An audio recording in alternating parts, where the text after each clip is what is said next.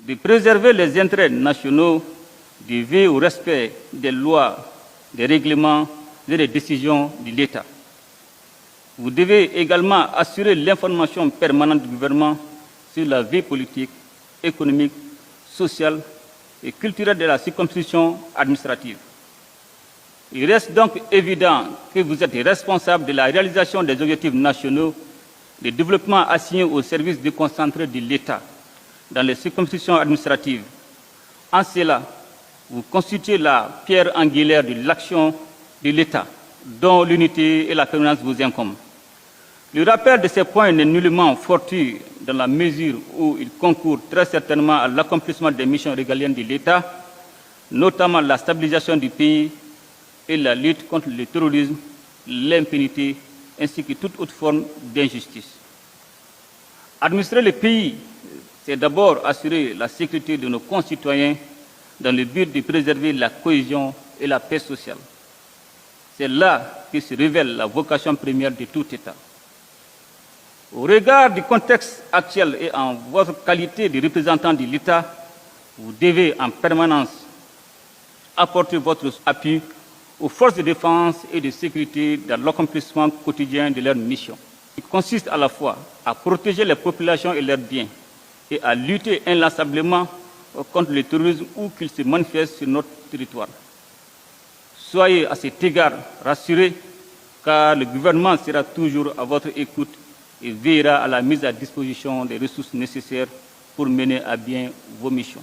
Certes, l'État va accompagner ses représentants dans les régions, mais le chef de l'État appelle à l'esprit d'initiative des gouverneurs pour le développement de leur localité, le renforcement de la sécurité et les retours de l'administration.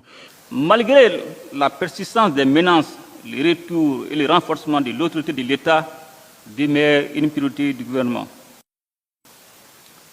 Cependant, nul ne doit oublier, encore moins sous-estimer vos souffrances silencieuses et les risques auxquels vous êtes constamment exposés dans l'exercice de vos fonctions. Qu'à cela ne tienne, vous avez toujours fait prévaloir l'État par-dessus tout. La mère patrie, reconnaissante, se souviendra éternellement de vos sacrifices individuels et collectifs. Dépositaire de l'autorité de l'État et garant de la préservation des intérêts nationaux dans le ressort de vos circonscriptions respectives, vous êtes la voie par laquelle l'État existe, s'affirme et se réalise au quotidien. C'est la raison pour laquelle le gouvernement est déterminé à poursuivre le processus de refondation de l'État et à faciliter le retour de l'administration avec comme suite logique le rétablissement des services sociaux de base. En témoignent les récentes nominations de préfets et de sous-préfets dans plusieurs circonscriptions administratives où l'État était absent.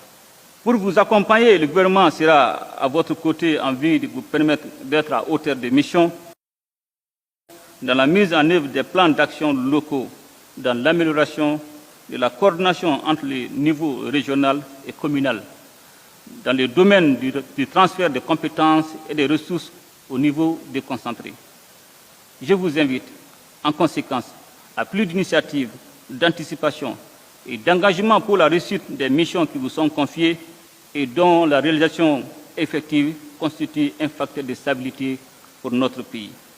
Appel à l'engagement de tous pour la réussite de la transition. Déjà, le président de la transition souligne des avancées dans la mise en œuvre des recommandations des Assises nationales de la refondation et de la feuille de route de la transition.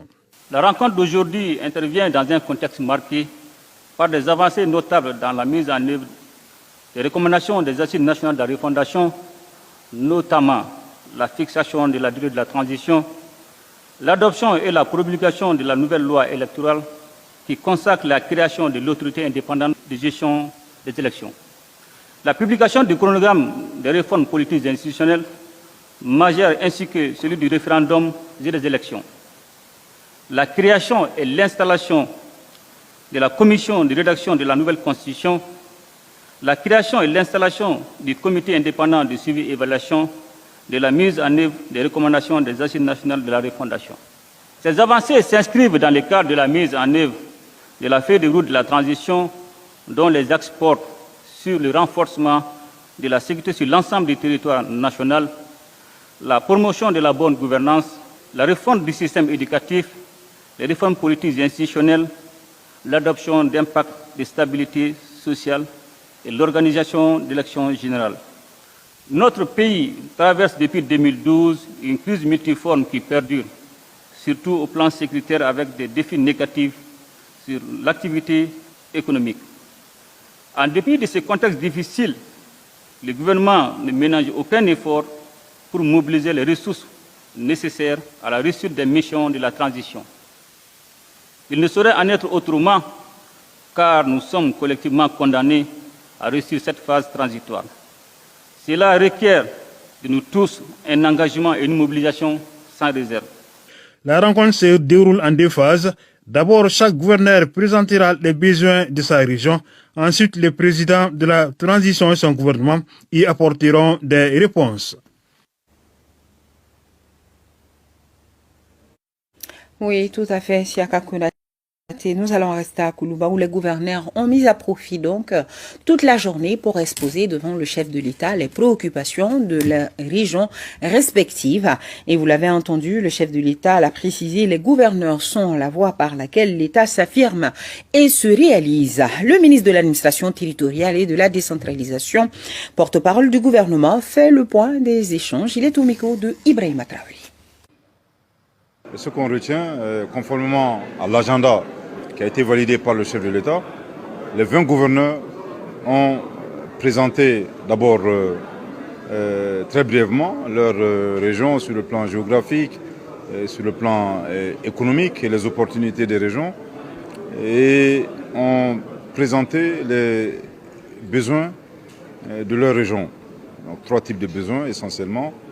Les besoins concernant l'administration elle-même, logement, je donne un exemple, les logements et les infrastructures pour les représentants de l'État, et les besoins concernant la population en termes de santé, dans le domaine économique, dans le domaine financier, et enfin des besoins non moins importants sur le plan sécuritaire. Voici un peu les 3 catégories de besoins qui ont été présentés par l'ensemble des gouverneurs. Ça, c'était la première phase de la journée. Et la seconde phase de la journée a été dédiée aux réponses des membres du gouvernement. Tous les ministres présents ont précisé à peu près les réponses concrètes qu'ils comptaient donner aux préoccupations soulevées par les gouverneurs pour l'année 2022, donc le reste de l'année 2022, l'année 2023, l'année 2024 et l'année 2025. C'est la première fois qu'un tel exercice se tient, mais il est également important de rappeler que le chef de l'État a tenu à assister à toutes les présentations. Depuis 9h, nous sommes là.